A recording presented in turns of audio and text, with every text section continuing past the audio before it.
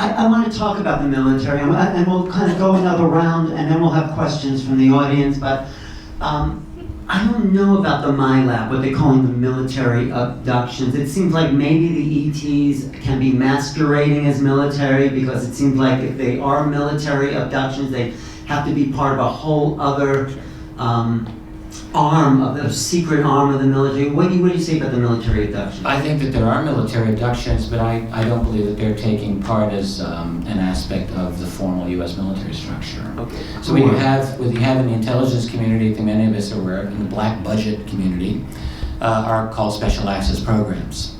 And that's your primordial black budget program, which has little to no oversight. And then within that structure, you have what are known as unacknowledged special access programs, which means that they don't exist, but of course they do exist.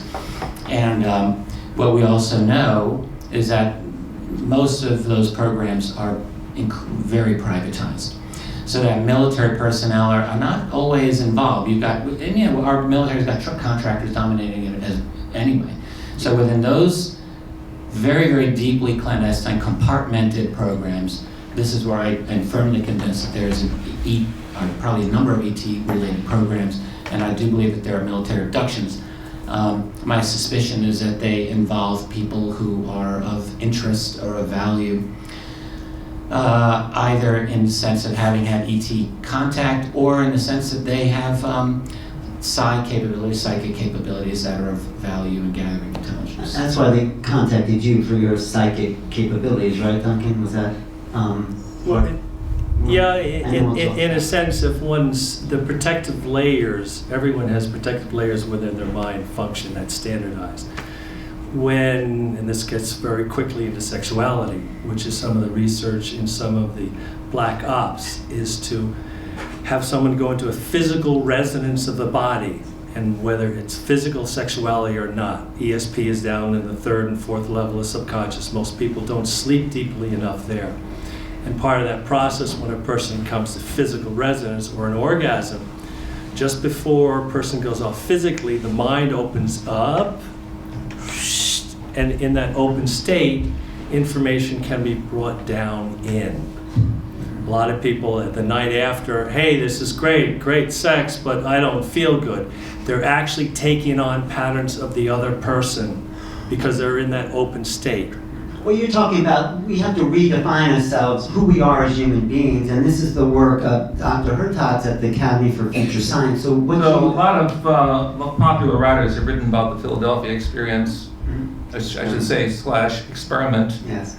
And there's a lot of apocrypha. People don't know whether this is real or just information by government insiders. Some years ago, when I moved to Northern California, I discovered, because of my interest in space research, that one of my neighbors was Robert Truax, who was highly involved with naval intelligence, and I did talk to him privately. I can quote him by saying that there were paraphysical experiments that did take place. What does that mean, paraphysical? Well, the government, i.e. the Navy, during World War II did understand the importance of using the powers of the mind, we called PSI, to begin to see how one could open up a whole new dimension to cosmic reality. And certain experiments did take place, too numerous to go into right now, but getting back to the subject, which is the film, this is just one of many segments that goes into the great mosaic that we have to see, is unfolding a higher scientific reality. To put it in a few words, the whole definition of scientific truth is being challenged. A whole new ontology of the sciences is being forged. Everything is up for grabs. Yeah. Right. And this is Richard's great contribution to really see that there is a systematic control mechanism on some levels, so that information does not get into the public commons. And we have to challenge that with better science, future science, and consciousness reality. Well, that's what I'm saying. The consciousness has to shift if we're going to accept these realities. And that means the definition of who we are has to shift, because we're not just this linear being, which, Duncan's experience sort of shows that we're multi-dimensional sense.